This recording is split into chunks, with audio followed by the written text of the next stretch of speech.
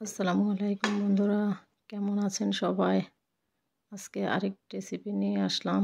বাঙালির পছন্দের মিক্স সবজি, খুবই মজার।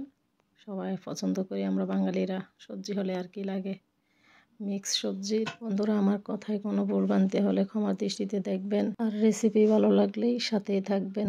তাহলে রেসিপি শুরু করা যাক। পাতিলে দিয়ে দিলাম বুটের ডাল। আমি ভিজিয়ে রাখছিলাম আগেই, 1.5 থেকে 2 ঘন্টার মতো হবে। ডালগুলা ভিজে একদম ফুলে আছে। আমি একটু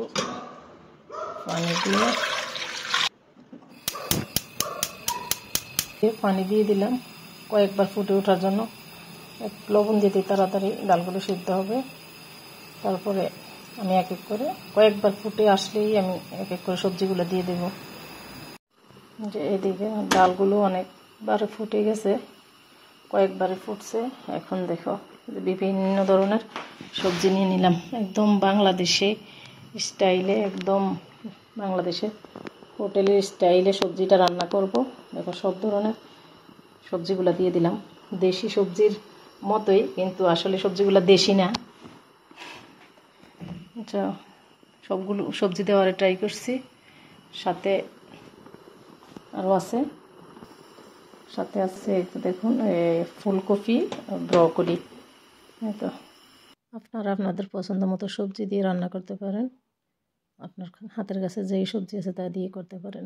একসাথে দিয়ে একদম বাংলাদেশি স্টাইলে রান্না করব। তেজপাতা, হলো দালচিনি, দিলাম পেঁয়াজ, কাটা পেঁয়াজ। এবার দেখো সবগুলো সবজি দিয়ে দেব। টমেটোটা দিব না, টমেটো যেহেতু নরম তাড়াতাড়ি সিদ্ধ হয়ে যায়। টমেটো একটু পরেই দিব। একদম সবগুলো সবজি কাঁচা টমেটো সহ সব দিয়ে দেবো, কাঁচামরিচ সহ। শুধু পাকা টমেটোগুলো দেবো না, বেগুন সহ দিয়ে দেবো। এগুলো একটু দিয়ে এই টমেটোগুলো আমি সেটগুলো পরে দেবো। যেবার দিয়ে দিলাম ফুলকপি, এবার ফুলকপি আর ব্রকলি দিয়ে দিলাম আদা বাটা দিয়ে দিলাম। এবার দিব তো রসুন বাটা, দিয়ে দিলাম হলুদ গুঁড়া, দিয়ে দিলাম জিরার গুঁড়া।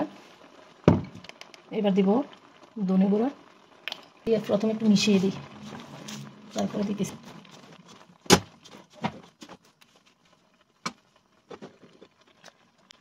দেবো সামান্য মরিচের গুঁড়া, কয়েকটা লং দেব,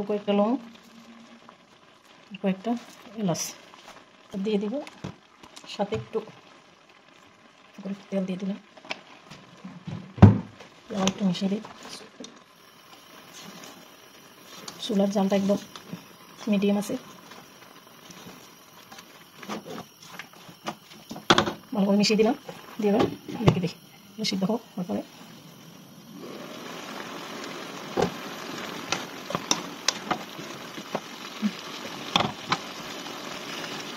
কিছু গরম পানি অ্যাড করে দিই, দিয়ে দিলাম একটু গরম পানি দিয়ে দিলাম, ভালোভাবে সব কিছু সিদ্ধ হতে পারে।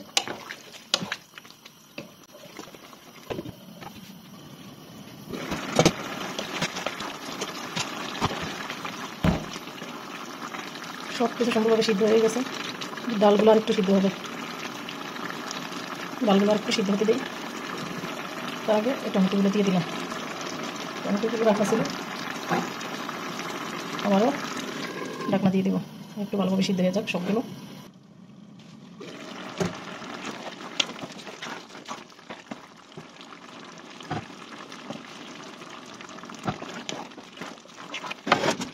সবগুলো একদম সুন্দরভাবে এখন সিদ্ধ হয়ে গেছে। এখন এগুলো তুলে ফেলে দিয়ে হবে। তেজপাতা, দারচিনি উঠে নিয়েছি, তেজপাতাগুলো উঠে নিয়েছি। এখন সুন্দরভাবে সিদ্ধ হয়ে গেছে, সব কিছু সিদ্ধ হয়ে মিশে গেছে। বাগান দিয়ে দেবো, তেল দিয়ে দিলাম, গরম হতে থাকুক। পেঁয়াজ কুচি, দিয়ে দেবো রসুন কুচি,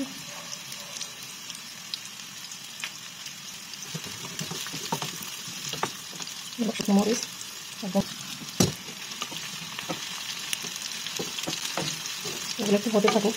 পেঁয়াজ আর রসুন মরিচগুলো একটু ব্রাউন কালার হলেই এর মধ্যে একটু পাঁচফোড়ন দিয়ে দেবো। পাঁচফোড়নটা দিলে অনেক সুন্দর একটা সবজির যে গ্রানটা এটা আসবে, সুন্দর খেতে অনেক ভালো লাগবে।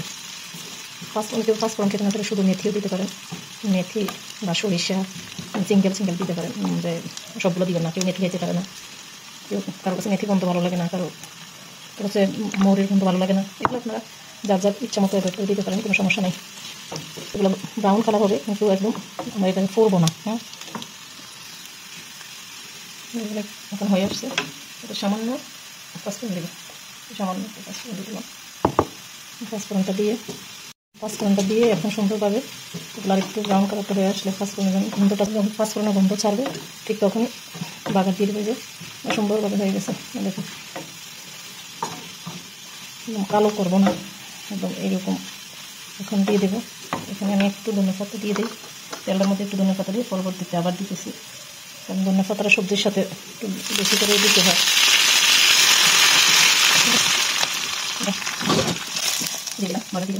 এই যে বাগারটা দিয়ে দিলাম,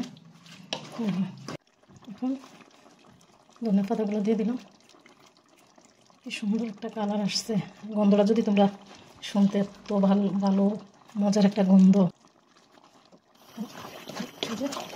দেখো হয়ে গেছে সবজিটা, খুব সুন্দরভাবে সবজিটা হয়ে গেছে। এখন চলো থেকে সবজিগুলো রুটি, পরোটা, ভাত সব কিছু দিয়ে খেতে পারেন, অনেক মজা হয়। সবজিগুলো দেখো কত সুন্দর কালার আসছে।